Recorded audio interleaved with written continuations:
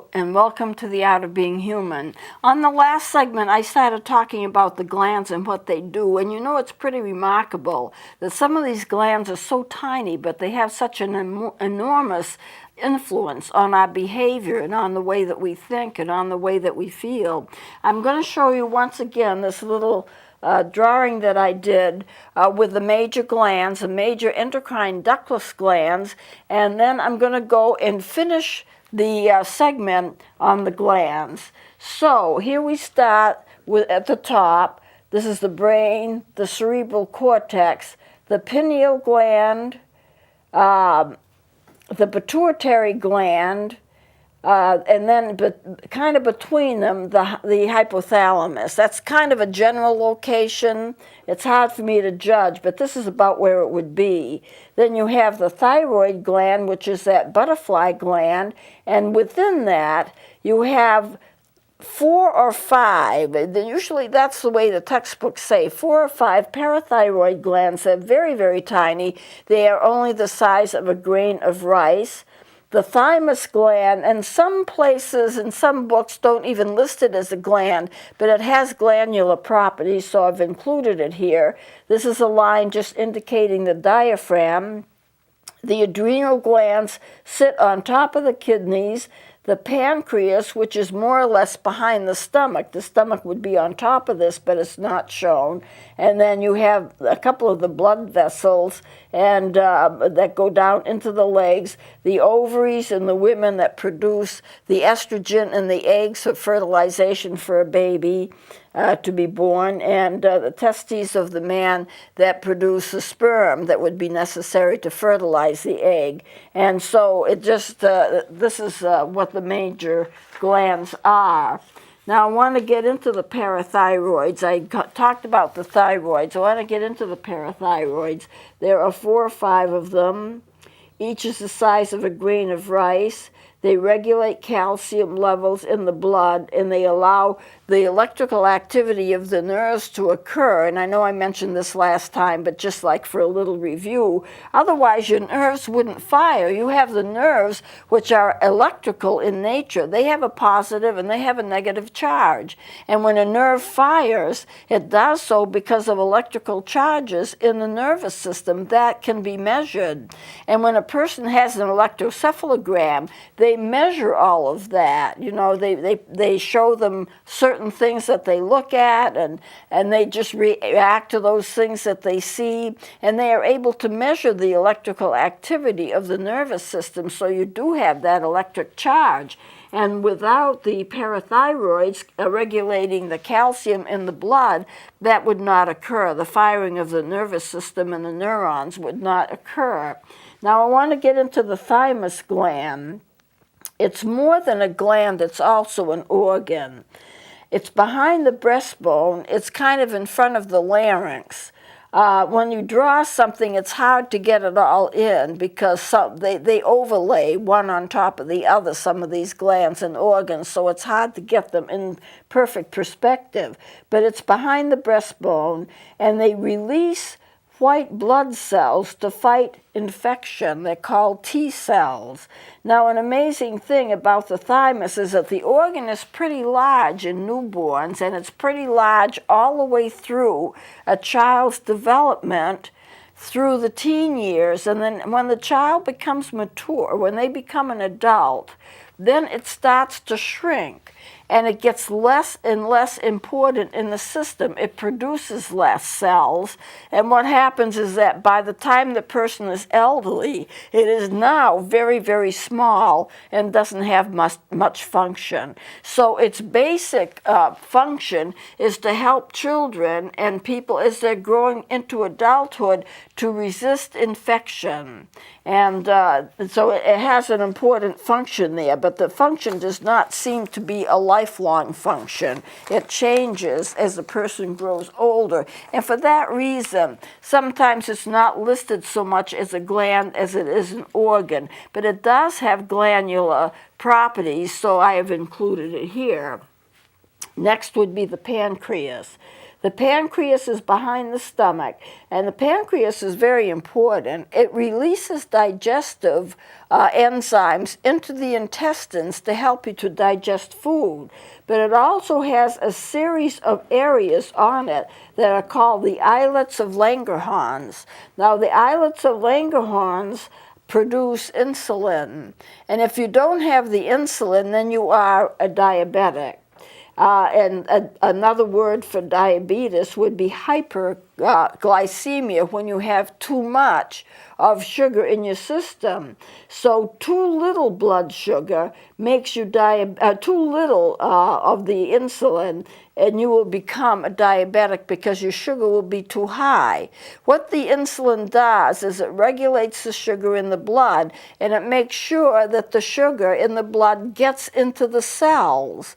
Now, if the sugar can't get into the cells because the insulin is lacking, the blood sugar rises, and if you measure it, and there are plenty of glucose meters that will measure blood sugar, diabetics use them all the time, and if the blood sugar is very, very high, then you know that sugar, which normally would go into the cell for their energy, isn't getting into the cell. It's remaining in the bloodstream at a high level, and the high sugar makes you a diabetic. I remember when I was first diagnosed, I didn't have any of the usual symptoms. The usual symptoms of diabetes: you're tired, you're thirsty. I mean, there are a group of symptoms. You can get depressed, there's some personality changes, you don't concentrate well, and these kinds of symptoms are a clue that you may be a diabetic. Well, what I did was I went to a foot doctor, and every so often I would get a foot infection. And the doctor was elderly. He was about ready to give up his practice and hand it over to somebody else. But foot infections are also a sign of diabetes. My father was diabetic. I never gave it a thought. I kept on going back to the foot doctor. I had another infection and another infection. And he would say something like, well, you know, I think I left a sliver of the nail when I trimmed it last time, and it got into your skin and caused the infection. I didn't even think that was maybe not the reason. I just assumed it was the reason. He was the doctor, and he was elderly, and he was a very nice man, and I'm sure he knew. And then, of course, I was referred to another doctor who checked my blood sugar, and it was way out of sight. And he said something like, "Pat, you're spilling all over the office." He kind of said it as a joke, but what he meant was my blood sugar was way too high. And the reason that he checked it was because I had gone into my practitioner with a foot infection. And I didn't want to wait to see the foot doctor again. And so I went in and had it checked, and he just automatically checked the blood sugar. And that is one of the symptoms, and that's how I found out. And so then after that, a diagnosis of diabetes is going to be when you have 2 consecutive blood sugar tests at a hospital where they draw blood to find it. If you have 2 consecutive ones, say within a 2-week period, and they're both too high, that's considered to be a positive diagnosis of diabetes.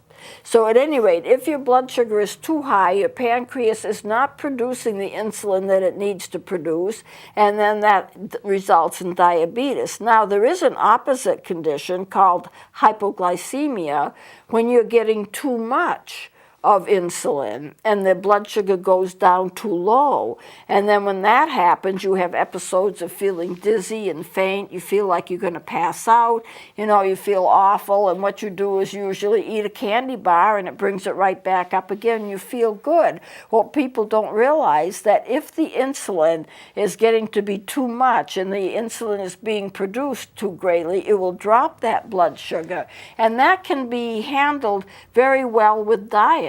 Just like a lot of diabetes can be handled with diet, it can be handled with diet if you're hypoglycemic as well. But if you are hypoglycemic, you need to remember that hypoglycemia is considered to be a precursor for diabetes. If your blood sugar is too low, it usually means at some point the pancreas is working too hard, and at some point it just can't do it anymore. It will stop, and then you will immediately revert into becoming a diabetic. So you consider that hypoglycemia is a precursor for diabetes. Now, I'm not saying in every single instance. I've known people who have been hypoglycemic for years, but many, many times it happens. So this is what happens with the pancreas.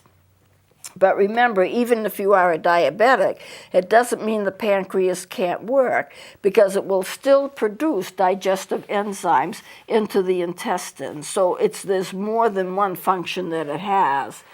Now, the thyroid gland is in the neck area. It produces thyroxine. It regulates blood pressure, body temperature, heart rate, metabolism. I may have gone over this some before.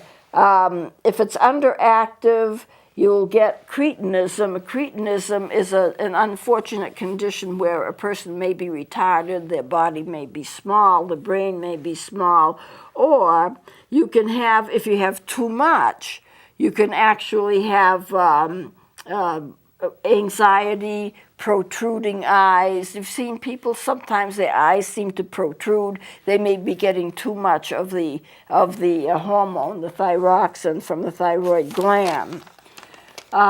It tends to be a kind of a pinkish brownish area. It produces iodine, and if you don't have enough iodine in your system, then you can develop a goiter because the gland will enlarge. So it produces a thyroxine, and I've gone over this before with you. Too little gives you cretinism, and too much gives you the anxiety and the bulging eyes. You can see from this just how important these glands are and how much they have to do with the way that we are as human beings. Now we go into the ovaries in the female. There are two of them. They produce eggs on a monthly basis. And they also produce estrogen, which takes care of the secondary characteristics of the female. What are the secondary characteristics of the female?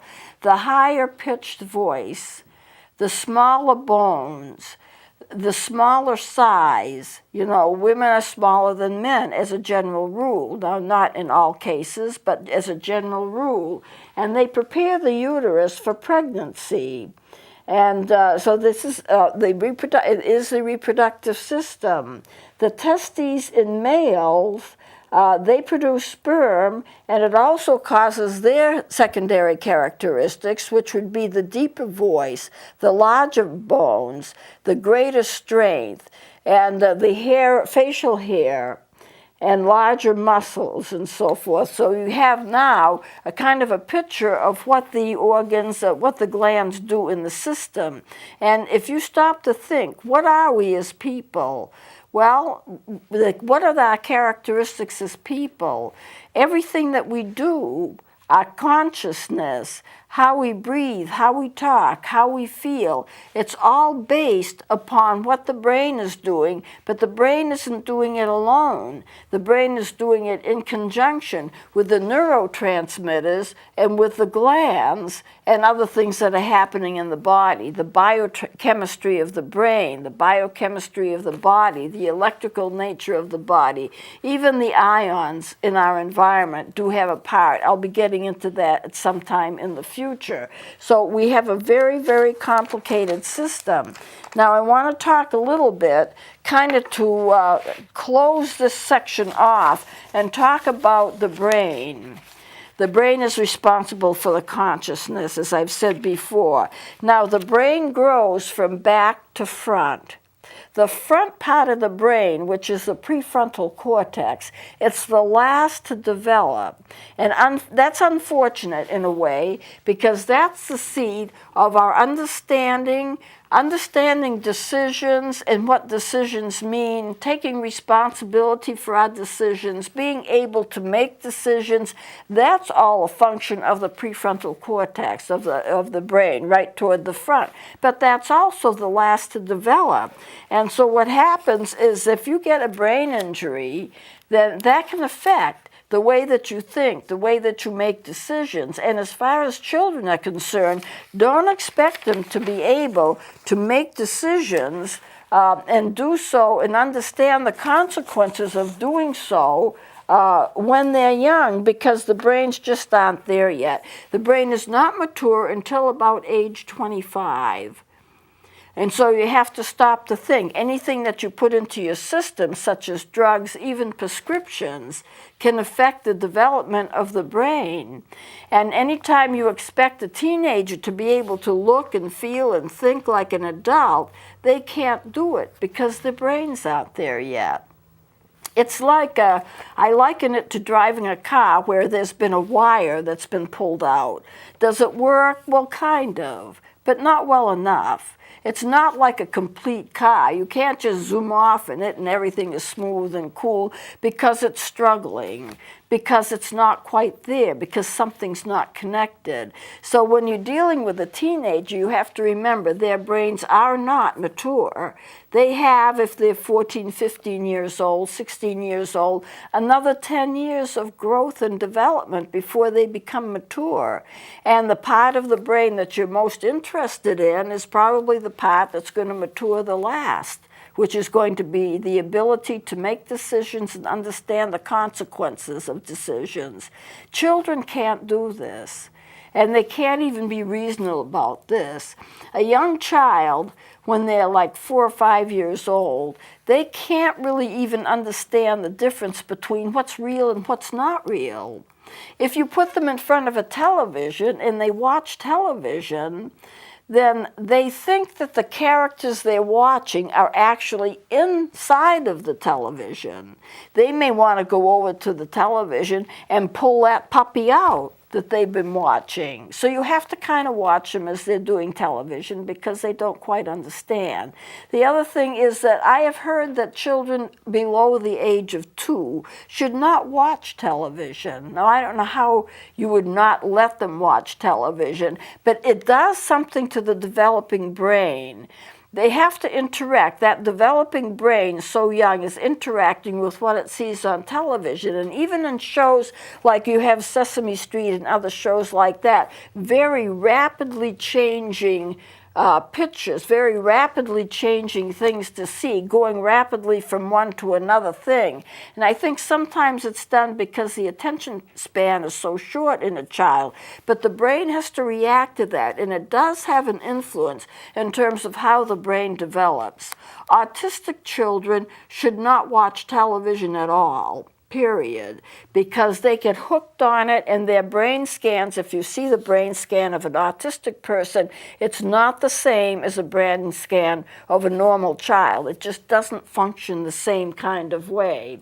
So children and early adolescents, they don't understand the concept of forever. That's another thing to remember. And I think next segment I'm going to go through all of this again because it's important. It's important if you're raising a child what to know how they cope with things and how you can cope with them and how you can help them. But I know that some people who are mentally ill don't know the difference between what's real and what's not real.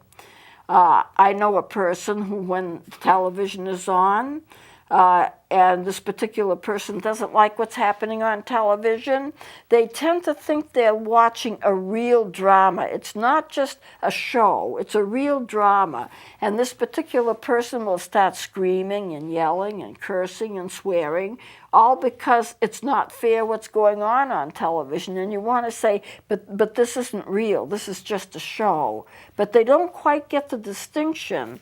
Children don't get the distinction between real and unreal.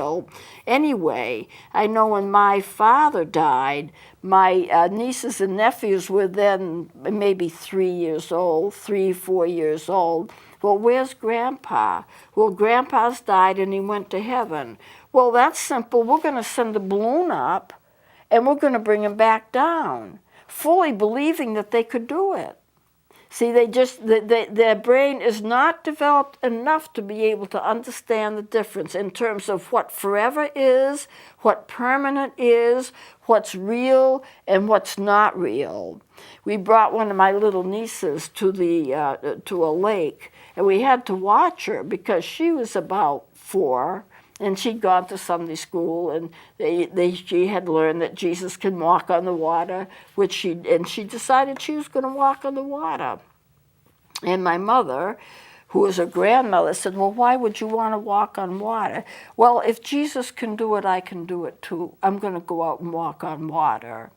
Now, my mother is terrific with her grandchildren, and she would say, well, maybe when you're older. I think right now, Jesus may not want you to walk on the water. You need to grow first. You need to be stronger first. And she accepted that, you know. So I think it's critical for us to understand, if you're a family person, if you're raising children, what a child can understand and what they can't understand, and at what ages can they understand it. Children don't even register temperature right. If they're really young, 2 and 3, they'll run into the water in a lake or something, and it doesn't bother them that the water's cold. They don't seem to quite register that. It's just because their brain isn't developed enough for it.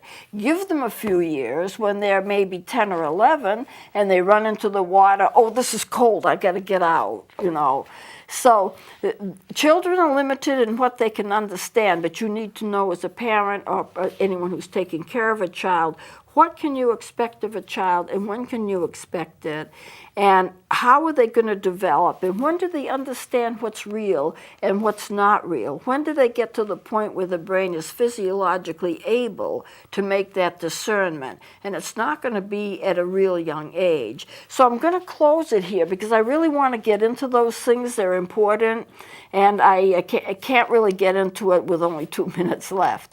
So I'm going to close it here. We'll continue with this next time. Please join me then.